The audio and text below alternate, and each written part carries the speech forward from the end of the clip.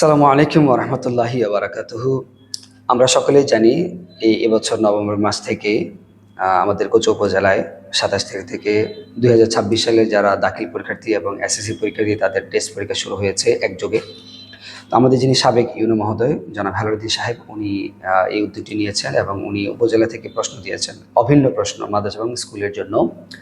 তো আমি এটাতে সাধুবাদ জানাই। উনার যে মূল উদ্দেশ্য সেটি হলো যে এর মাধ্যমে আমরা আসলে প্রকৃত অর্থে যারা পড়ুয়া ছাত্রছাত্রী তাদেরকে বেছে আলাদা করার একটা কৌশল। কিন্তু প্রশ্ন হলো আ পরীক্ষা স্ব প্রতিষ্ঠানেই হচ্ছে এবং পরীক্ষার গার্ডগুলো স্ব প্রতিষ্ঠানের শিক্ষকরাই দিচ্ছেন এবং খাতাগুলোও ওই প্রতিষ্ঠানের শিক্ষকরাই চেক করবেন। তাহলে এর মাধ্যমে কি আমরা এই পরীক্ষার নকলমুক্ত হয়েছে বলে আশা করতে পারবো? এবং এখানে স্বচ্ছতা রয়েছে বলে কি আমরা আশা করতে পারবো? প্রশ্ন আমাদের সকলের কাছে।